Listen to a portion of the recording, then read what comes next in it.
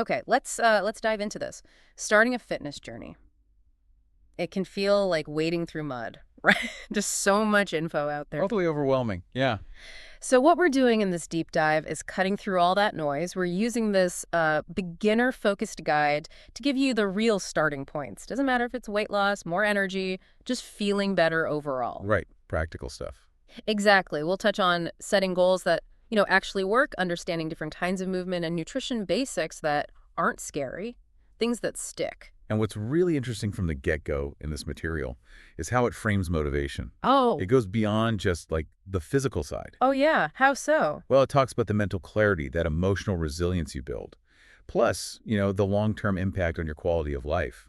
That deeper why often keeps people going when things get tough. That makes a lot of sense. It's not just about looking good, it's feeling good mentally too. Exactly. And to keep that motivation going, the guide brings up SMART goals, which is a great framework. Yeah, super practical. It's not just vaguely saying, I want to get fit.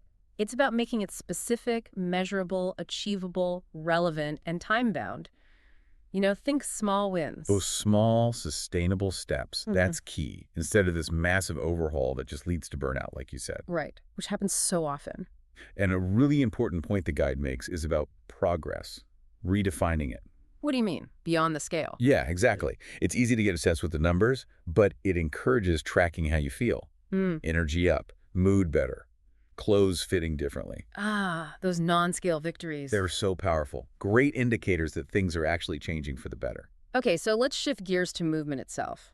The guide breaks exercise down nicely, makes it less intimidating. Yeah, into clear categories. You've got cardio, basically anything getting your heart pumping, Yeah. then strength training, which is so important for muscle, metabolism, Crucial. Yeah. and then flexibility, mobility, balance work, and functional fitness too. Functional fitness. I like how they explain that. Like exercise is making daily life easier, Yeah. squats helping you get out of a chair, that kind of It thing. connects the dots, right? Totally. And knowing these types helps you build a balanced routine. The guide really stresses starting where you are. Find stuff you actually like doing. That enjoyment factor is huge for sticking with it. Definitely. And then mixing these different elements through the week. And importantly, building in rest. Recovery is not optional. No, your body needs that time to adapt and get stronger. Okay, so movement covered. What about fuel? Nutrition. Just as key, the guide keeps the nutrition basics pretty simple. Macronutrients, protein, carbs, fats, what they do, without getting bogged down in crazy detail. Sensible stuff.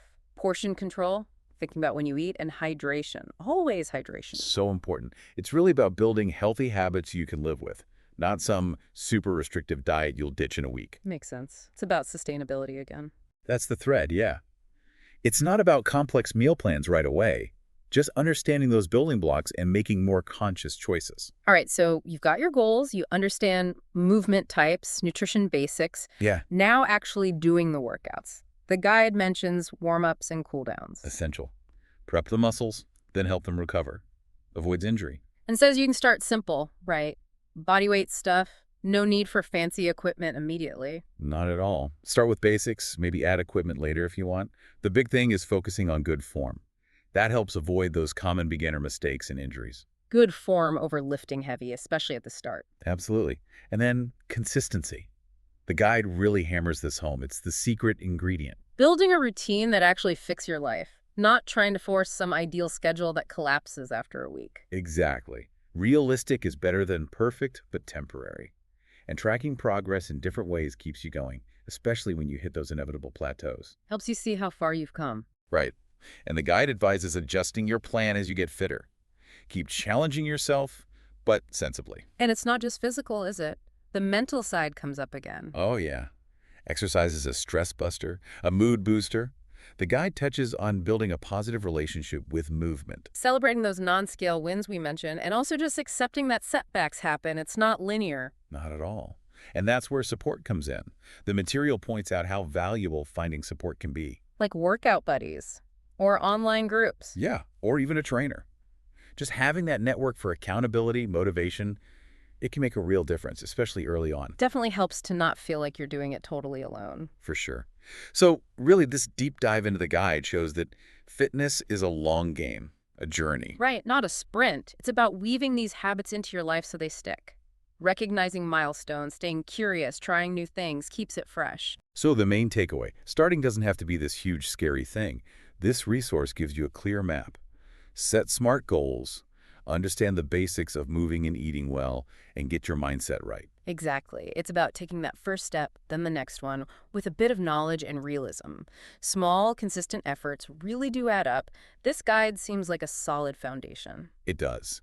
Which kind of leaves us with a thought for you, the listener. What's one small, genuinely sustainable change, maybe related to moving more, or a simple nutrition tweak that you could start, like today, to nudge yourself towards those longer-term fitness goals?